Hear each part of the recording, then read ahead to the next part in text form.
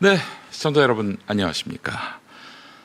시청자를 가스라이팅 하지 않는 김용민 TV 1년 동안 열심히 달려왔습니다. 자, 이제 2025년 하루 남겼습니다. 오늘은 12월 30일 화요일입니다. 영하 4도 기온 분포 보이고 있는 여기는 경기도 고양시 덕양구 창릉동 일대인데요. 지금 해가 뜨지 않는 창릉동의 모습을 보고 계십니다. 영하 4도. 이제 낮 최고 기온은 2도가 될 것으로 전망되고요. 오늘 맑은 날씨 예보됐습니다. 청와대 출근 둘째 날을 맞는 이재명 대통령이 오늘 청와대에서 첫 국무회의를 주재합니다. 회의에서는 최근 여당 주도로 국회를 통과한 내란전담 재판부 설치법과 허위 조작 정보 근절법 등이 심의 의결될 예정입니다. 연일 사생활 관련 의혹 제기가 잇따르면서 오늘로 예정된 김병기 더불어민주당 원내대표의 입장 발표에 관심이 쏠립니다. 오전 10시 때에 기자회견이 있을 것으로 보입니다. 자, 오늘 아침 신문도 주요 매체들 단독 보도 중심으로 뉴스를 미리 살펴드리겠습니다. MBC가 입수한 녹취에 따르면 2022년 지방선거 당시 민주당 서울시당 공천관리위원 강선우 의원이 강서구 시의원 후보였던 김경시 의원 측으로부터 1억 원을 전달받은 정황을 공관위 간사 김병기 의원에게 털어놓으며 대응을 논의한 사실이 드러났습니다. 김병기 의원은 돈을 즉시 돌려주어야 한다며 공천 신뢰 문제를 우려했지만 다음 날 김경시 의원은 단수 공천됐습니다.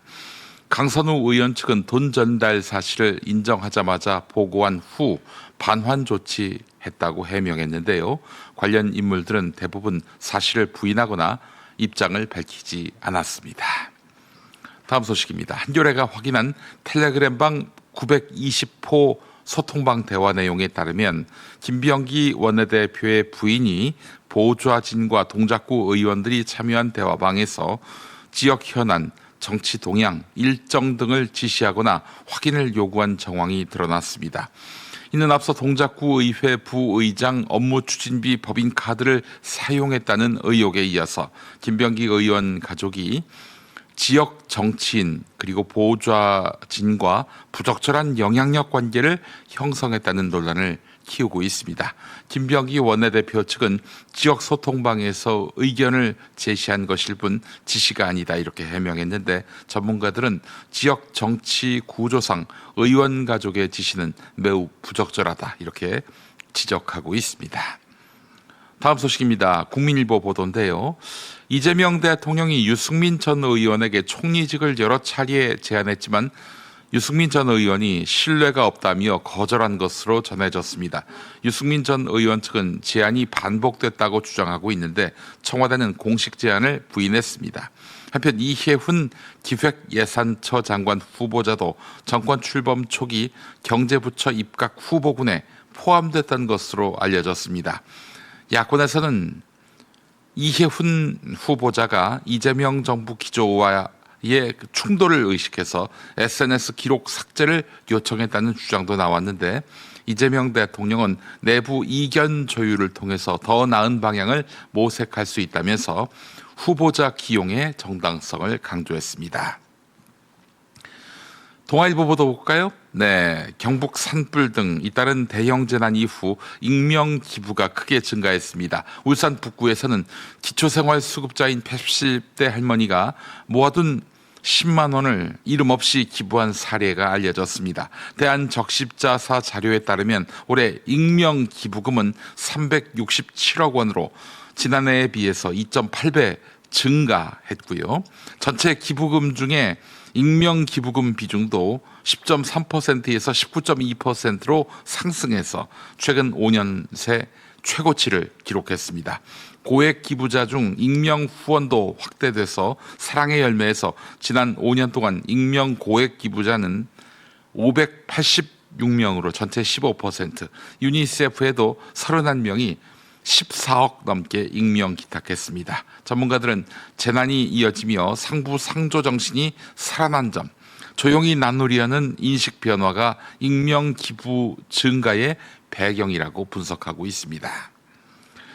자, 이 소식 하나 더 보겠습니다. 중앙일보 기사지요. 이미선 기상청장은 일본 난카이 해곡에서 규모 8에서 9 지진이 발생할 경우 3시간에서 5시간 뒤 부산 등 남부 지역에 진도 3에서 5 지진 통과 가능성이 있다라면서 이에 따라 최대 2m 지진 해일이 올 수 있다며 대비 필요성을 강조했습니다. 2m 해일도 높은 파도와 겹치면 파괴력이 커져서 방심하면 안 된다 이렇게 말했는데 기상청은 내년 11월부터 난카이 해역까지 9개 지진 조기 경보를 확대할 계획입니다. 난카이 지진 때 부산 고층 건물에 장죽이 흔들림 가능성도 제기되고 있습니다. 또한 최근 3년이 관측 이래 가장 더운 시기라며 내년 폭염도 심각할 것으로 전망했습니다. 이에 따라 폭염 중대경보, 열대야 주의보를 새로 도입해서 극한 고온 상황을 명확히 경고하고 지자체의 야간 폭염 대응까지 유도할 계획이라고 밝혔습니다. 네. 자, 오늘의 아침 신문 주요 기사 살펴봤습니다. 그렇다면 TV 뉴스는 어떤 이슈를 다루고 있는지 만나보죠. 보상안의 뼈대는 1인당 5만 원 상당의 구매 이용권입니다. 개인정보가 유출된 3,370만 명 모두에게 주겠다고 했습니다. 쿠팡은 이번 보상에 1조 6,850억 원을 쓴다고 밝혔습니다.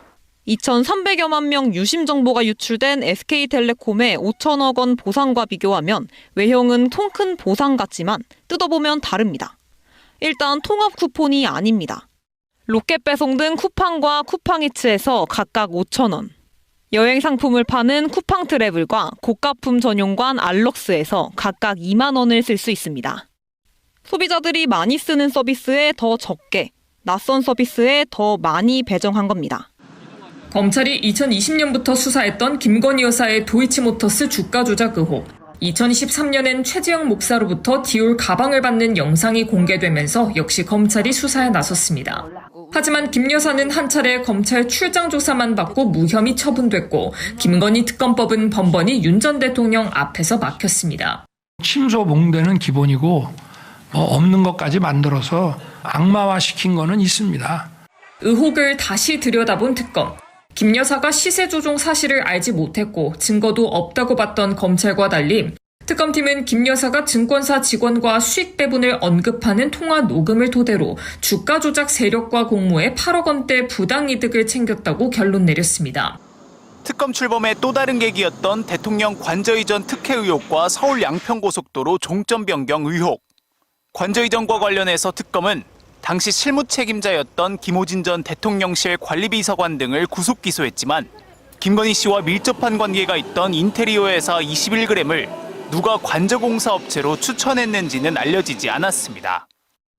업체 선정에 김건희 여사가 개입 없었다고 말씀하셨는데 입장 그대로신가요? 그런데 특검이 윤한홍 국민의힘 의원을 추천 통로로 지목하고 국수본으로 사건을 이첩한다고 밝혔습니다.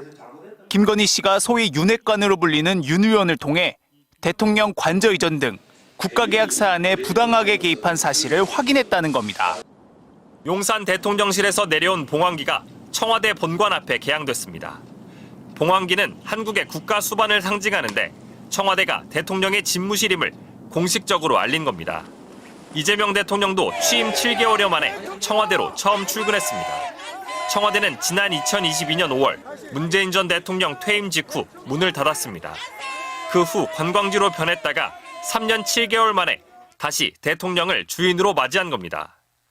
이재명 대통령의 첫 출근에 맞춰 대통령과 참모진의 업무 공간을 통칭하는 명칭도 대통령실에서 청와대로 공식 변경됐습니다.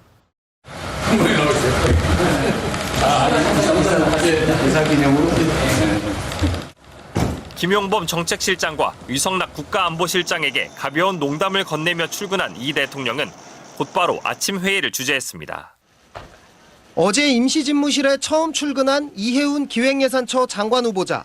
우리 경제에 대해 성장 잠재력의 훼손 위기라고 진단하면서 불필요한 지출을 없애고 민생과 성장에 과감하게 투자해야 한다고 말했습니다. 오랫동안 많은 경고가 있었음에도 불구하고 이것을 무시하고 방관했을 때 치명적인 위협에 빠지게 되는 그런 회색 코뿔소의 상황이라고 봅니다. 삼선 의원 출신인 이 후보자는 2004년 한나라당 공천으로 국회에 입성했고 박근혜 전 대통령 탄핵 과정에선 유승민 전 의원 등과 바른정당에 합류했습니다. 2020년 이후 총선 등에선 경선 탈락이나 낙선의 고배를 들었습니다. 이 후보자는 올해 초 윤석열 전 대통령 탄핵을 반대하는 집회에 참석하곤 했는데 불법 탄핵 중단하라!